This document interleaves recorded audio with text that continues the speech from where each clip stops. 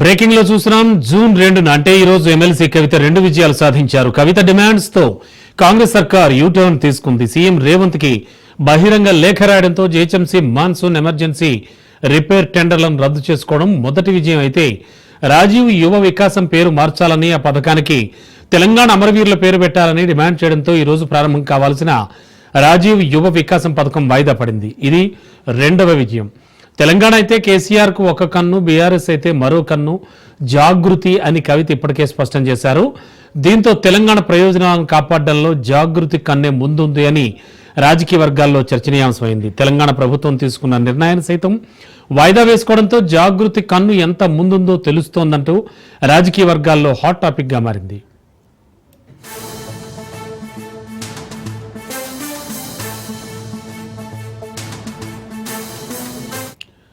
ఇదే అంశానికి సంబంధించి లేటెస్ట్ ఇన్ఫో అందించడానికి మా కరెస్పాండెంట్ సైదులు లైవ్ లో సిద్ధంగా ఉన్నారు. సైదులు, ఏం జరుగుతోంది? కవిత ఈ రోజు 2 సక్సెస్లు సాధించారు, 2 విజయాలు సాధించారు అంటున్నారు.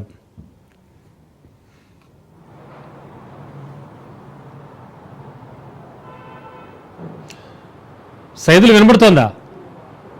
రమణ, యా, ఈ రోజు కవిత 2 విజయాలు సాధించారు అంటున్నారు. ఎస్ రమణ, అవును, ఖచ్చితంగా ఇది చెప్పవచ్చు. ఎమ్మెల్సీ కవిత జూన్ 2న తెలంగాణ రాష్ట్ర అవతరణ దినోత్సవం రోజున ఈరోజు 2 విజయాలు ఆమె సాధించినట్టుగా కూడా రాజకీయ వర్గాల్లో చర్చనీయాంశంగా మారింది.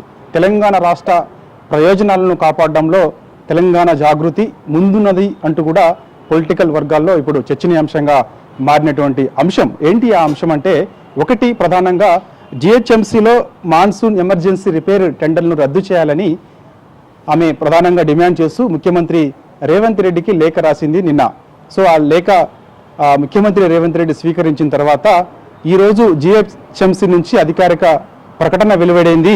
ముఖ్యంగా జిహెచ్ఎంసీ మాన్సూన్ ఎమర్జెన్సీ రిపేర్ టెండర్లను రద్దు చేస్తున్నట్లు అధికారికంగా జిహెచ్ఎంసీ ప్రకటన చేసింది. సో ఇది కవిత మొదటి విజయంగా మనం చెప్పవచ్చు. ఎందుకంటే చూసాం మనం ఈ మధ్యకాలంలో కవిత ఎపిసోడ్ ఏదైతే ఉందో, ఆ ఎపిసోడ్లో భాగంగా ఆమె తెలంగాణ జాగృతి కార్యాలయాన్ని ఇక్కడ బంజారాహిల్స్లో ఉన్నటువంటి ఇంటి పక్కనకి షిఫ్ట్ చేసుకున్న తర్వాత మీడియా సమావేశం నిర్వహించింది.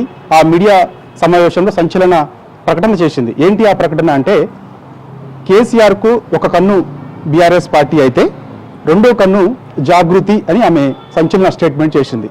సో ఆ రెండో కన్నే జాగృతి.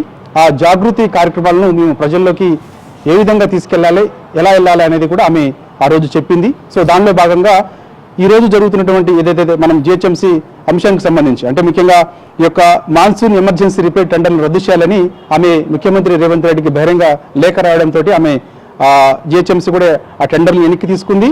సో రద్దు చేసింది. ఇది కవిత మొదటి విజయంగా మనం చెప్పవచ్చు. ఇక రెండో విజయం ఏంటంటే, మనం ఈరోజు తెలంగాణ రాష్ట్ర అవతరణ దినోత్సవం సందర్భంగా కాంగ్రెస్ ప్రభుత్వం ఒక పథకానికి శ్రీకారం చుట్టబోతుంది. అంటే ఆల్రెడీ ఈ పేరు ప్రకటన చేసినప్పటికీ కూడా ఈ రోజు నుంచి అమల్లోకి వస్తుందని కాంగ్రెస్ ప్రభుత్వం ప్రకటన చేసింది. దానిలో భాగంగా రాజు యువ వికాసం పేరు, అంటే ఈ యొక్క రాజు యువ వికాసానికి పథకం ఏదైతే ఉందో, ఈ పథకంలో డిగ్రీ చదువుకున్నటువంటి వారందరూ కూడా అర్హులని, సో వారికి మొత్తం 50,000 నుంచి ₹1,00,000 వరకు కూడా మేము లోన్స్ ఇస్తాము. సో వాళ్ళకి ఏ విధంగా ఉపయోగపడతాయని ఈరోజు రాష్ట్ర ప్రభుత్వం ఒక కొత్త పథకానికి శ్రీకారం చుట్టింది. అయితే యాక్చువల్గా ఈ పథకం పేరు ఏదైతే ఉందో, ఆ పథకాన్ని తప్పుపడుతూ నిన్న కవిత ఒక స్టేట్మెంట్ చేశారు. రాజు యువ వికాసం అని కాదు, ఖచ్చితంగా ఈ యొక్క పథకానికి తెలంగాణలో ఉద్యమ సమయంలో అమరుడైనటువంటి శ్రీకాంతాచారి పేరు పెట్టాలని ఆమె ప్రధానంగా డిమాండ్ చేశారు. సో ఈ డిమాండ్ చేసిన నేపథ్యంలో ప్రభుత్వం కూడా కొంత వెనకడి చేసినట్టుగా కూడా మనం చెప్పవచ్చు. దానిలో భాగంగా రాజు యువ వికాసం పథకం ఏదైతే ఉందో అది ఈరోజు ప్రకటన చేయలేదు, ప్రభుత్వం వెనక్కి తీసుకుంది. సో దీన్ని చెప్పవచ్చు ఇది రెండో విజయంగా కవిత చేసిన ప్రకటనకు సంబంధించి ఇది రెండో విజయం చెప్పచ్చు. మొత్తం 2 విజయాలు జూన్ 2న కవిత సాధించింది కాబట్టి, సో ఆమె కేసీఆర్కి ఏ విధంగా అయితే నేను రెండో కన్ను, అంటే ఒక కన్ను బీఆర్ఎస్ అయితే రెండో కన్ను జాగృతి అన్నదో, దానిలో భాగంగా కవిత జాగృతి మాత్రం 2 సక్సెస్ విజయాలనుకుంటే మనం చెప్పవచ్చు. ఎందుకంటే ఆమె ఒకటి ముఖ్యమంత్రి రేవంత్ రెడ్డికి లేఖ రాయడం సక్సెస్ కావడం, దాని తర్వాత రాజు యువకాశం ఏదైతే ఉందో దానికి ఖచ్చితంగా శ్రీకాంత్ చారి పేరు పెట్టాలని డిమాండ్ చేయడంతో ఆ పథకం కూడా ఈరోజు శ్రీకారం చుట్టుకుంటే ప్రభుత్వం వెనకడిగేసింది. సో ఇది రెండో విజయంగా మనం చెప్పవచ్చు. Thank you Saidulu.